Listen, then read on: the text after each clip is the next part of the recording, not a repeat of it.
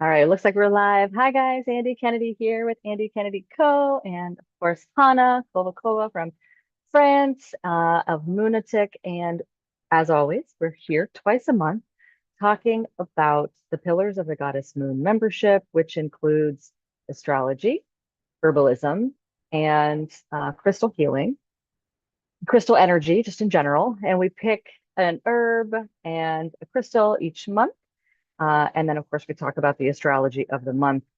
We are always meeting on the full and the new moon or close to. So we get to also talk about the lunar energy that affects us as much as it affects the oceans, of course. And then we've paired the herb and the crystal, which kind of this month at least are very in alignment with the Leo energy. So you can join if you haven't joined. This video is up for 3 days to the public, and then we pull it down and it's for members only. And you can join for just $16.50 a month, $45 total, or 40, it's something, whatever 16.50 times three is, 49.90 maybe. But just under $50 for the 3 months. So it's a great way to dip your toe as a beginner into these three topics of astrology, herbalism, and crystal healing. And with that, Hannah, I'll turn it over to you to kick us off with the astrology of the month. Thank you, Andy, and welcome everybody, and happy new moon, because today is the new moon in Leo, which is a very important time, because if you don't know Leo, Leo is shining bright. So it's, drama queen, somebody calls them. So I'm going to share my screen and we're going to talk a little bit about astrology in the garden, but actually this can be applied on our physiology and on our life, basically. So July 23rd, August 22nd, although it depends. I was born on July 22nd. I'm still Cancer, but this year, for example, it starts on the 22nd, the Leo season. So it depends again. Leo season is really the fixed fire energy, because Leo is fixed fire sign. So I'm sure you know, if you live in somewhere in maybe Southern Europe or somewhere, August is really, really hot. And it's also called dog days of summer, I think. And there are so many flowers growing and blooming right now, like Calendula, which we're going to talk about, but also cornflowers, which I love and which I'm using in my herbal blend. And we have a festival. If you don't know about festivals celebrated in ancient times, in Anglo-Saxon lands and in Celtic lands, it's called Lunaset or Lammas, which is celebrated on August 1st. And August is actually known as Wheat Month. And we know that wheats are basically herbs. So this tradition is still celebrated in Germany, where my ancestors come from. So on the 15th of August, the herbs that are gathered, like, for example, St. John's wort or mugwort, they're blessed.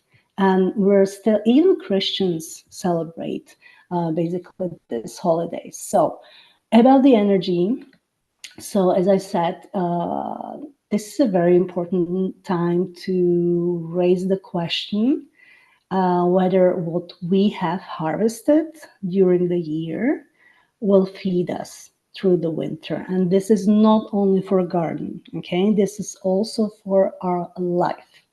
So back in the olden days, it was really a question that meant life or death for our ancestors. Excuse me. But now we have food available basically the whole year. So we don't really understand this question, but it's really, really important to think about whether all the work that we put into what we want to achieve, if we can really, if it's really achieved. basically. And as I said, you can really celebrate this season with flowers such as sunflowers or calendula or echinacea. Echinacea here in the picture is a wonderful remedy for immunity. So and it's really time to show off because Leo is the Sun King and he or she wants to be in the spotlight. So we can gather different herbs, of course, harvest different herbs and bless them, which is, as I said, a tradition that's been with us for like millennia, and we can also harvest seeds. And I'm going to stop sharing, and you can find this upload in our Facebook group, which is private. So it's only for our members. And we're going to put a link under this video if you want to join us and if you want to become a member, because we have so many resources and so many things which we would like to share with you. So, Andy, I'm going to turn it over to you. Yeah, thank you, Hannah. Absolutely. So it is the time of blooming. And in that regard, I'm going to pull up our calendula monograph and share this with you guys as well so you can see. And the beauty of this plant for me is its all healing properties. It's a very gentle plant. It's one of the more gentler, I think, remedies for wounds and just softening, healing, but also softening of the heart, softening of the will, which I think is, a very Leo energy. So it's a good balance for this time of year. I did bring, I'll stop the share actually, so I'll show this little friend before I go back to the share. But we have calendula growing here. I grow it for teas and salves. I soak it in oil. When I'm here to make a salve, I'll either dry it or I will make it fresh. But I think as I've said before, I think here is my go-to way for making an oil is to dry the herb, because then I do not have to heat the oil because you have to deal with the water content and the oil separating. So I like to completely dry the flowers, and I just put them in a drying rack. And these are little florets. This is actually in the aster family, Asteraceae and asters. These are all tiny, tiny little mini flowers within the flower. So this is a floret type of flower. And that's how they grow. Echinacea and the Rudbeckia, they're all the same. And these little mini friends inside turn into the seed pods. So it creates a lot of seeds, which I also love about this plant. It's very abundant and giving in that regard. And you can see the seed pod here in this image that I've got. So that's the seed right here. And you can see these are the flowers. And it is in that sunflower family, as Hannah mentioned. It blooms continually and abundantly throughout the year, including through into the fall. We have it growing on our tower garden, right on our deck. So I can harvest them quickly, right when they're perfect, and then put them right into the drying rack. And so I'm just letting that cycle repeat itself all season, and just taking the abundance little by little into my drying rack in the bathhouse that we have just a few feet away from the tower garden. And it's a great way to grow plants and herbs like that. Hannah can speak to that a little bit when I'm done here, because she grows a lot of herbs on her tower garden as well. But I also wanted to show you a trick here. So the document that we give you, you could pull up and you can click on, I don't know if you're on a Mac, it's different, but on an Android or on a PC, it's Shift Control Y, and it pulls up this dictionary, right? So I've got here vulnary pulled up, and vulnary shows you it's for wound healing. Obviously, a lot of people know what lymphatic is. It flushes the lymph system. But you can continue down this path if you don't know what those actions all mean, because it's got a lot of actions there. And it's so, to me, that means it's a really all-purpose kind of healing plant. It's healing for the gut. It's healing for the menstrual system. It's healing for inflammation. It's healing for the immune system. So it fits into a lot of categories, and therefore it's something you can put in your teas. You could put the flower or the leaves in your teas.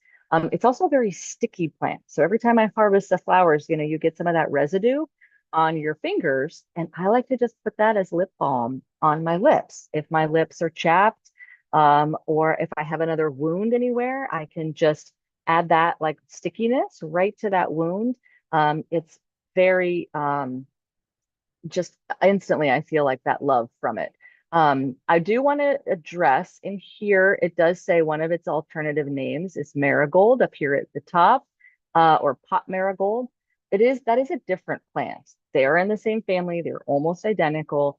But marigold is a kind of a brighter orange, and the flower is a little bit shaped a little bit differently as well, but they're very close um, in look, different a little bit in leaf, and different a little bit in the medicine as well. So if you want the true medicine from calendula, make sure that you're getting the true, and I'll pull this back up for the Latin up at the top here so you can see a Calendula officinalis. So moving on down here, there's some more pictures. And like Hannah said, we provide all of these research and resource documents in here for you. There's a lot of science behind calendula, so that's very cool. But I wanted to highlight just in my little section today the dosage and preparation. So I talked about tinctures. You can tincture the fresh flowers. It's oil that you want to dry it for. You can also tincture the dried flowers. So we've got actually some remedy ratios in here for you. And then, of course, if you're actually taking the tincture, how much of that to take on a daily basis. But when you are healing, creating a healing oil with it, the best way to do it, I think, is to dry the medium, because otherwise you have to heat the oil. And if you're heating the oil, you come to a risk of heating the plant too much, which I've done. I've burned the plants that way by just not paying attention. So for me, the safest way to make an oil is to do that. And then I put the oil, I'll stop the share here. I put the oil in my comfrey salve, and I have almost the whole time I've been making it. I used to buy the calendula oil, and now I make that. So that's a benefit to me, is to be able to say, like, I grow the comfrey, I grow the calendula, the oil is fresh made here. I feel like it has a lot more magic when that happens too. So anything extra that you want to add, Hannah? Great info. Thank you very much. And actually, calendula salve is my most sold salve, because I don't use any essential oils in it, nothing, just calendula oil and beeswax. So it's incredibly healing, and really calendula it's growing here in Provence all year long, which is great. But if you live somewhere where there is like freezing temperature during the winter, then it's actually better to grow it on the tower garden, which I've done last year. And it's amazing because for many herbalists or growers, the season stops basically in October. But with tower garden, you can grow all year long, basically. And I was like picking calendula from the tower during the winter, drying it in the oven on very low temperature, which you still can do. And as Andy said, use the dry flowers in olive oil, or oil of your choice. We have here olive oil, and it's much better, because I also had problems like many years ago with the water in the flowers. And also for growers, sometimes there are little bugs in the flowers, so it's better to put the dried flowers in the freezer for 12 hours and then dry it a little bit more, and then you are sure that you won't have the harvest spoiled, because sometimes it can happen, so we don't Yeah, and want when you that. put that much work into it, you don't Yeah, want it to go to waste.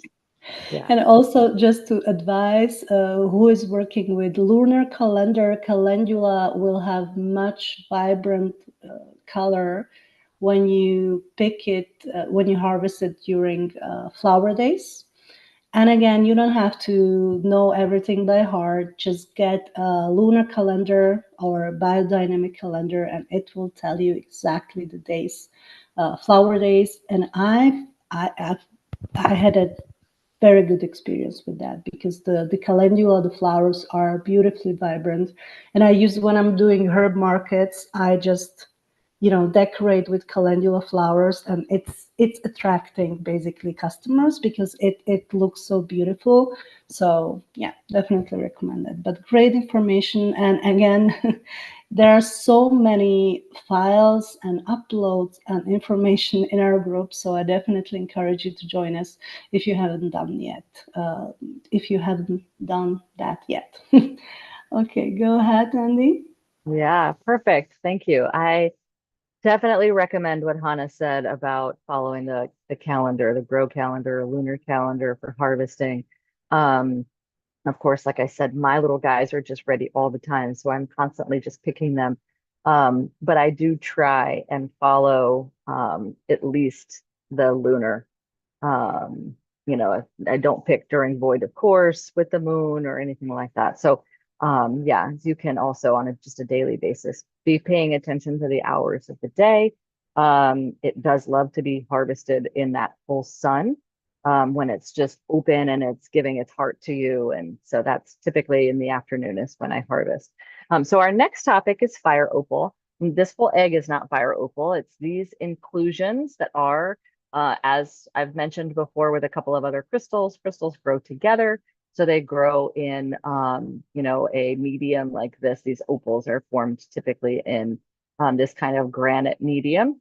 And you can see they look like opals, but they're reddish, or they have a pinkish hue to them.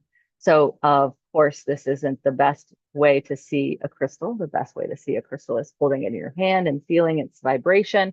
But even before this call or Zoom, I sat with both of them, and just asked, what in addition to what I'm going to say, what other messages do you have?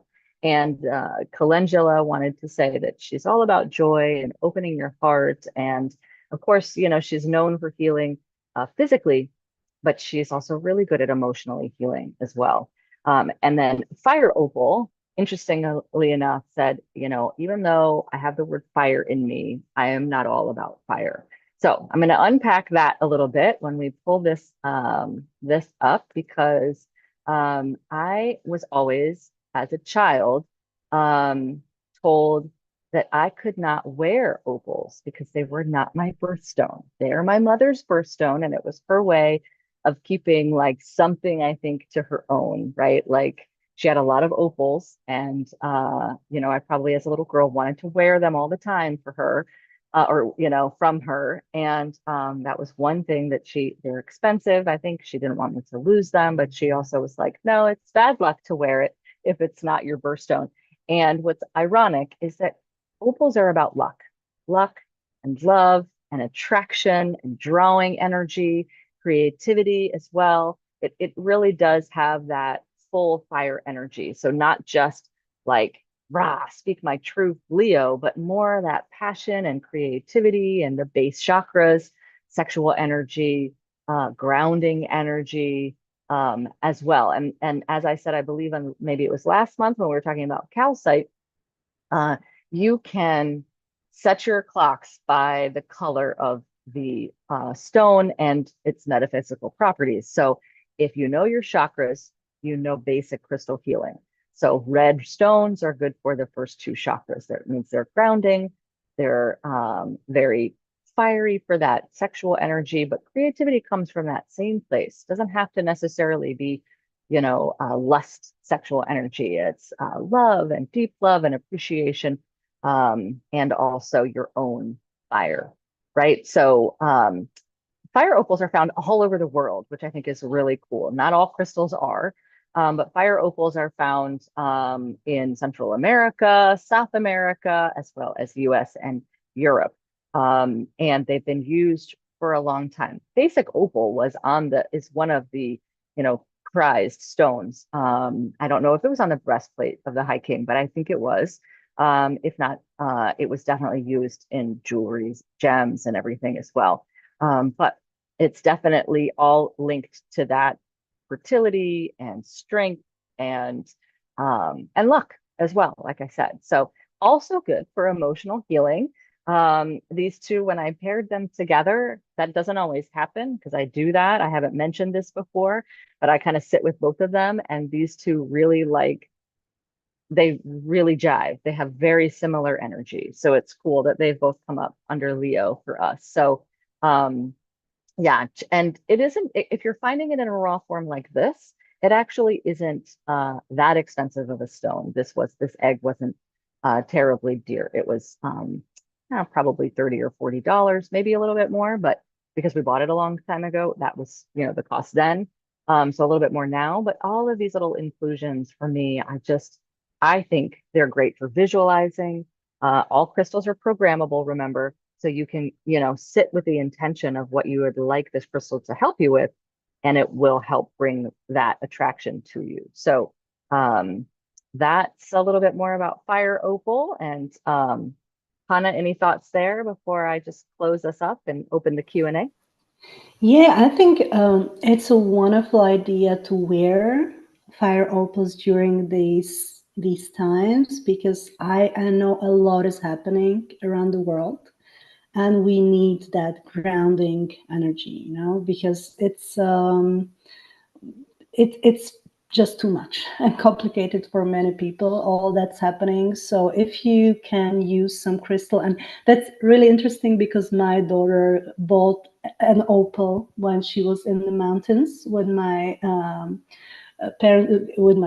parents-in-law, basically, and I didn't know those things about that, but she knew, and she paid like 20 euros for that.